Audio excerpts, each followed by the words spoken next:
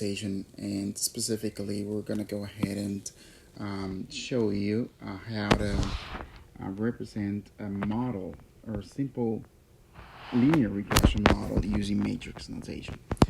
Now, the way that we're going to do this is that for compactness of use in regression, instead of us having to write a model that contains every single parameter, we will learn a way to represent the model using just notation that will not depend on the number of predictors. And this will make sense in a couple of seconds. But for right now, let us define the column vector y, which is an n by 1 vector, n representing the number of observations, and 1, just one column. This is going to be the vector of observations of the y variable. In other words, this would be the y variable for observation number 1. This element is the y variable for observation number 2, and so on. So we can go ahead and write a few dots here that just represent that this can go on up to the nth observation. So this would be for observation number n. So instead of us having to write every single y observation, we just make it compact and say that this is all put together in this y vector. Generally, we just bold the y so that notation-wise, you can know the difference between a regular observation and a vector that contains all of the observations at the same time. The same thing with the column vector of the regression parameters. Instead of having beta 0 and beta 1, we can put it compactly into a beta vector, and that vector will be k plus 1 by 1. And why is it k plus 1? Well, k represents the number of predictors. So if we have one predictor, the beta vector will be 2 by 1. And the reason we have a 2 by 1 is because we have here an extra term, and that extra term is the y-intercept.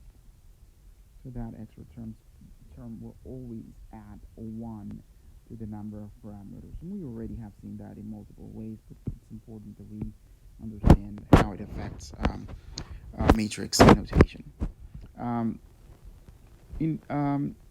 So let me give you a couple of examples. So let's suppose that we have one predictor variable. So one predictor, let me just write it here. So what that would mean is that my vector will be right now, let me just write it with another color. My beta vector will be now a 2 by 1 vector, because it will have as the first element here beta 0, and as the second element slope. Okay. Let's do another example. So let's say that we have 2 predictors. Now my beta vector will be a vector which is going to be 3 by 1, and that vector is going to be beta 0, beta 1, and beta 2. Okay, and then this is the way that that vectors represent the regression parameters. We're going to define the matrix X that is going to contain all of the predictors, and we're going to call these the design matrix. So for those of you taking design of experiments or taking a class that contains some stats classes, then you might have seen this term before. The design matrix is basically a matrix that contains all of the predictor variables. So in this case, let's suppose that you have one predictor only, and that would be this column right here. These would be the values of that predictor. So x1 is the value of x for observation number 1. And we have x2, which is the value of x for observation number 2. And then we could go on and on. So I'm just going to put 3 dots there up to x for observation number n. And but the design matrix has a specific characteristic, and that is that the first column is always going to be a column of ones, and it's going to be 1 1 and then all the way up to 1 here, so that it has actually n rows. So in other words, this design matrix will be a matrix that has an n rows, so that you can see that you have one observation 1 2 up to n, and then by, well, it's going to be number of variables plus 1, so it's going to be an n by k plus 1. All right, lastly, we are going to define the vector epsilon, which is going to be representing our error terms, and it's going to be an n by 1 vector, and it's going to contain the error terms for observation 1, error term for observation 2, and then up to error term for observation n. And this is all put together in a vector. So that is the formulation of regression in matrix notation. So let me tell you now how a regression can be represented using an equation in matrix notation. So if we have the vector y and the matrix x and the vector beta plus the vector of epsilon, every regression, it doesn't matter how many predictors you have, can be represented in just that simple equation. Okay, so how does that help? Well, if you had, let's say, 3 predictors, and those 3 predictors, you would have to actually write that equation like this: y is equal to beta 0 plus a slope for variable 1 plus a slope for variable 2 plus the slope for variable 3 plus the error term.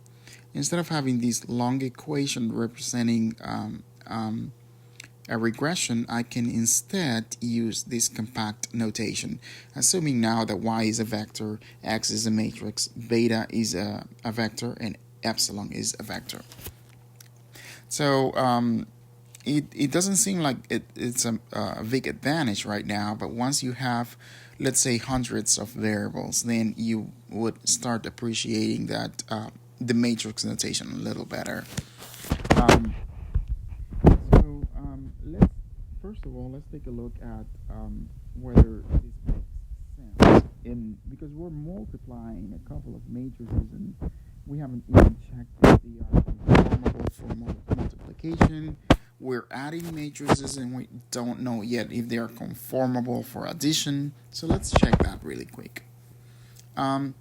We said that the y vector is an n by 1, again, n observations by 1 column.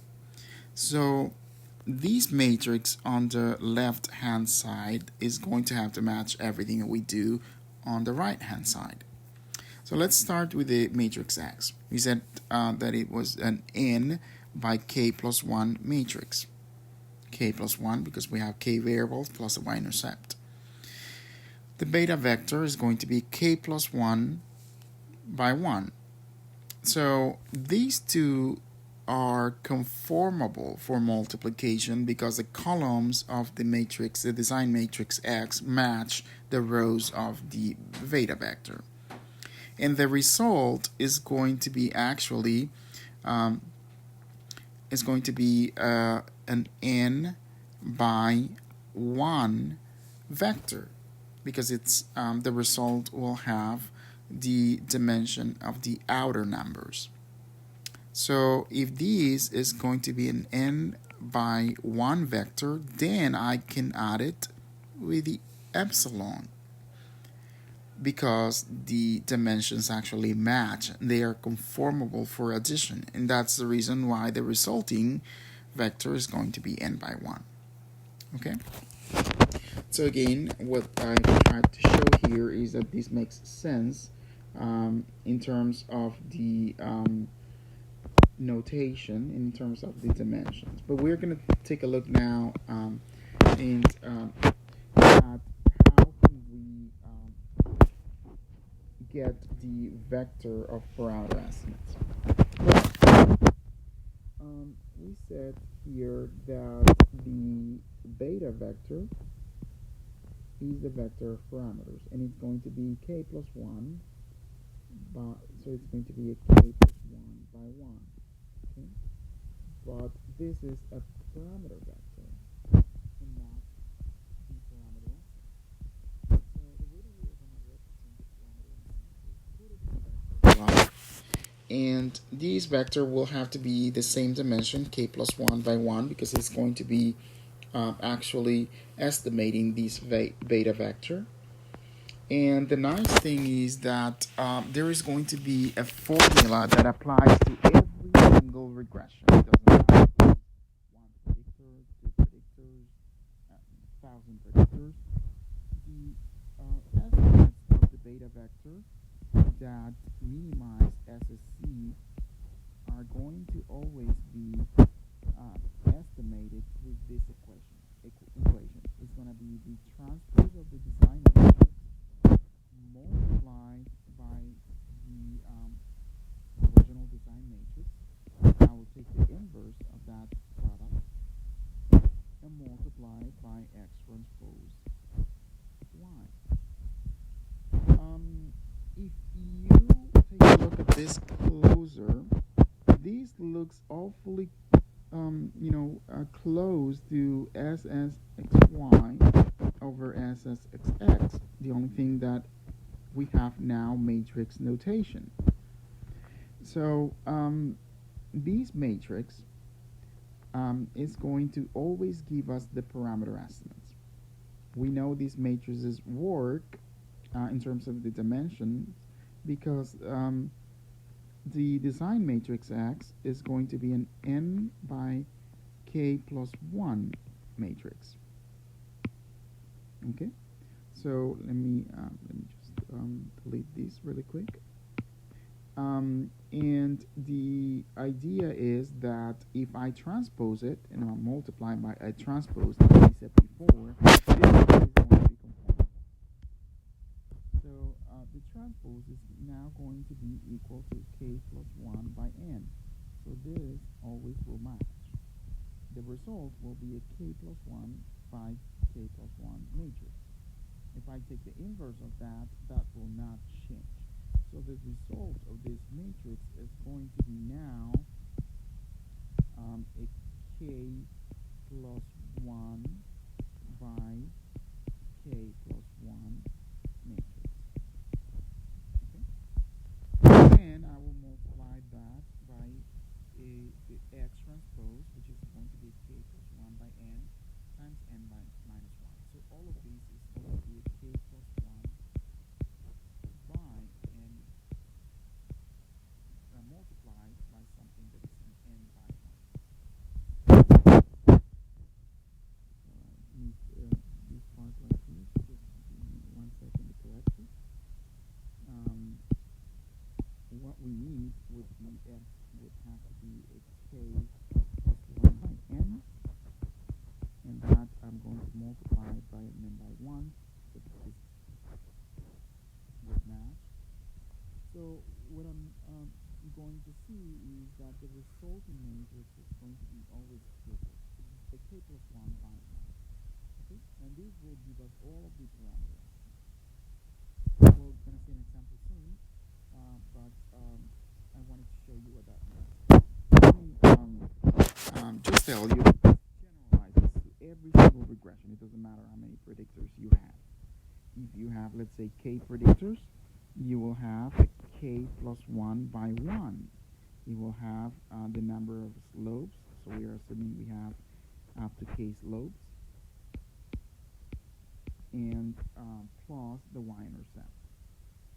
The design matrix can, remember, it always will have the column of 1, then the values for the variable 1 right here, and then I will have the values for the variable 2. I can have the values for the variable 3, 4, 5, up to k. So always be represented this way. In your notes, I have all of these matrices and how they look like if you transpose them. So if you transpose the design matrix X, it will look like this. If you multiply X transpose times X, it will look like a big matrix like this. And this will be helpful in kind of visualizing what the regression will look like. But again, like I said, this is not necessarily to understand how they work on the background.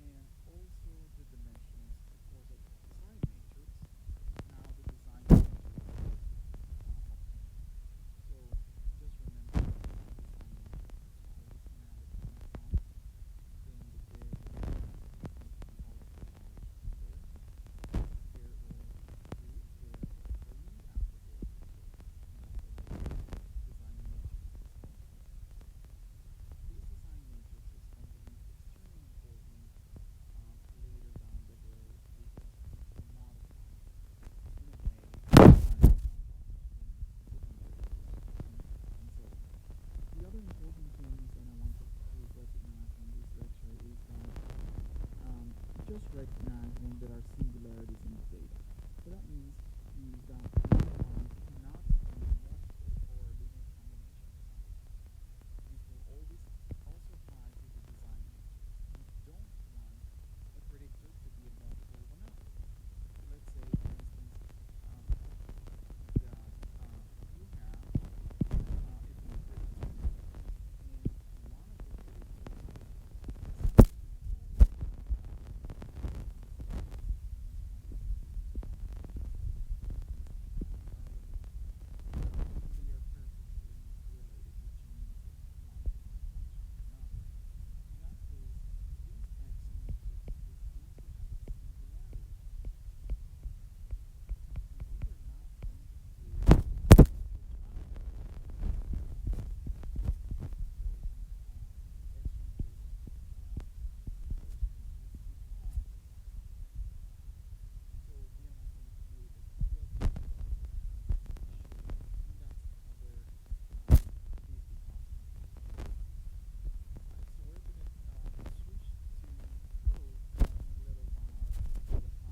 store data. Um, Remember, this is 5 observations. We have just one predictor variable, which is advertising expenditure, and sales revenues, the y variable. So I'm going to show you how that translates into matrix notation. Let's first do these so that we can basically put it into vectors and matrices. So let's do it first manually, and then we'll switch to R so that we can practice it. All right. So the way that we're gonna do this is that I'm going to go ahead and show you what the y vector will look like. Okay, so let's start with the y vector. The y vector is going to be right now is 5 observations by 1. Okay, so we will have all of the y observations put together in a vector. Okay, so those will be the values of y. So all of these values right here are going to be the values of y put together in the y vector. So it's going to be actually 1, 1, and then 2, 2, and 4. So that's the y vector.